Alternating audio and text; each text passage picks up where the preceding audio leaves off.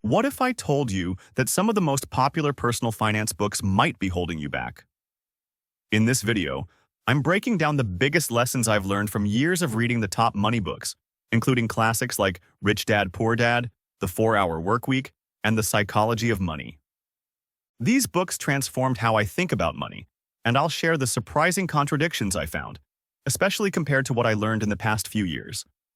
By the end of this video, you'll not only understand the fundamentals of wealth building, but I'll also reveal the ultimate goal that every financial strategy should aim for. 1. Rich Dad. Poor Dad. Let's start with the big one, Rich Dad, Poor Dad. It's one of those books that gets recommended more times than I can count, and for good reason. It introduces core financial concepts in a way that most of us just aren't taught in school. It's all about assets and liabilities. Simple, right? Assets put money in your pocket. Liabilities take money out. But here's the thing. Many people still see their house as their biggest asset, when, in reality, it might be a huge liability, sucking away money that could be working for you elsewhere. The biggest light bulb moment from Rich Dad, Poor Dad is understanding that you need to make your money work for you. Every dollar should have a job, and that job is to grow. Imagine your money like little employees working around the clock to make more money, kind of like a tiny army that never sleeps. This book really changed how I view my own spending. For example, when I was younger, I thought buying a nice car would make me feel successful. Turns out, it drained my bank account faster than I could enjoy it. I wish I'd read this book earlier. 2. The Cash Flow Quadrant and Why Your Job Might Be a Trap.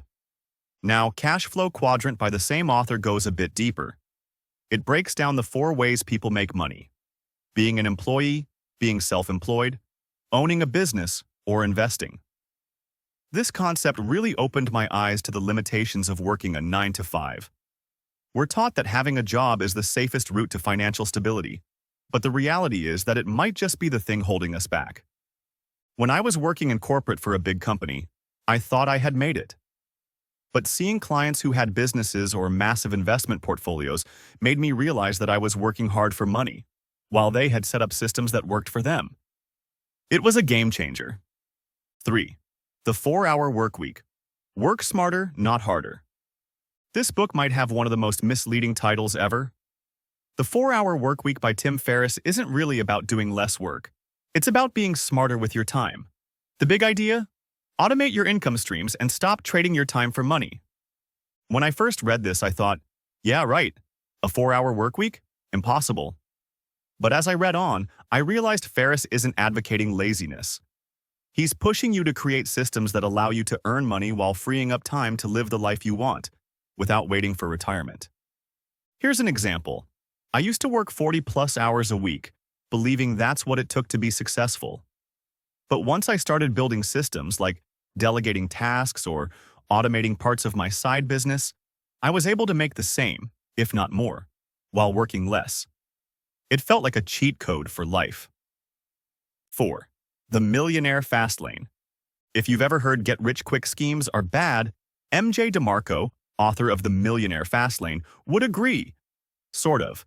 DeMarco doesn't deny that getting rich takes time, but he argues there's a faster path than the slow grind of a 9-to-5 job.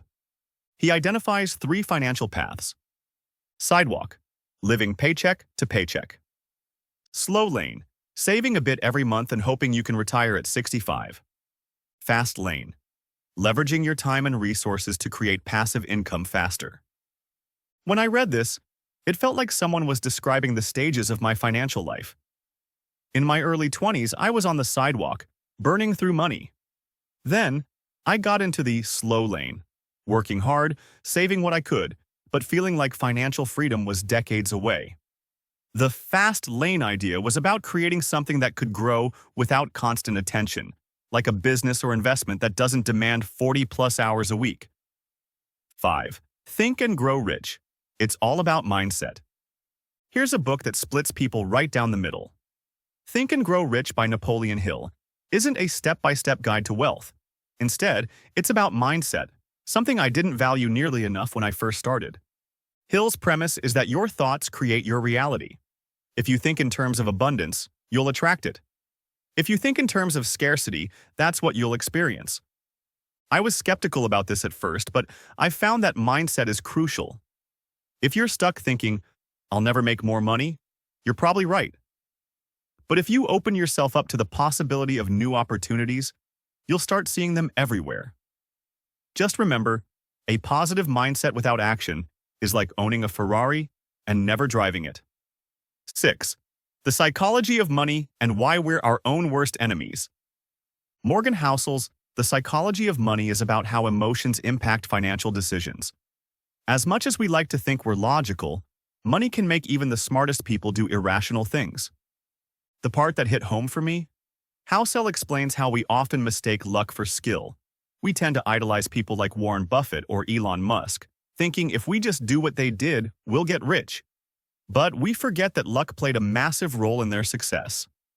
The real key is to focus on patterns, not individual stories.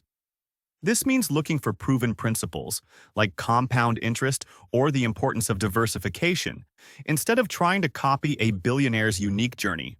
Trust me, trying to be the next Mark Zuckerberg probably isn't the best plan. 7. The Intelligent Investor. Your Guide to Investing 101. Warren Buffett swears by Benjamin Graham's The Intelligent Investor, and honestly, I can see why. This book lays out investing in a way that doesn't feel overwhelming. The core message? Don't let your emotions control your investing. It's about long-term thinking and sticking to a rational strategy. One of the biggest mistakes I made early on was jumping in and out of investments based on emotion. I'd hear about a hot stock, get excited, and buy in. Then, if the market dipped, I'd panic and sell. The Intelligent Investor taught me to slow down and focus on value over hype. 8.1. Up on Wall Street. Use what you know. This book by Peter Lynch emphasizes that your best investment ideas are probably right in front of you. Lynch suggests that if you're a customer of a product or service and you love it, that might be a clue to a good investment. But remember, don't just invest because you like something. Do your research. And before you invest in the stock market, invest in yourself. Whether it's improving your skills, starting a side hustle, or learning to manage your money better, self-investment has the highest returns.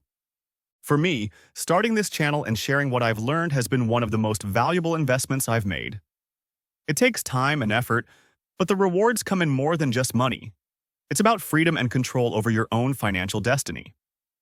At the end of the day, the ultimate goal is financial freedom. Not just having money, but having the freedom to live life on your terms. It's about controlling your time, creating income streams that work for you, and finding a balance between smart financial decisions and enjoying the journey. There's no magic formula, but with the right mindset and strategies, it's more achievable than you think. So, which of these lessons resonated with you the most? Are there any books that have transformed your financial thinking? Let me know in the comments. Also, I've got another video that takes things a step further. After watching hundreds of finance videos from Ali Abdaal and Nisha, I've uncovered what really works to make you rich. And it's probably not what you'd expect.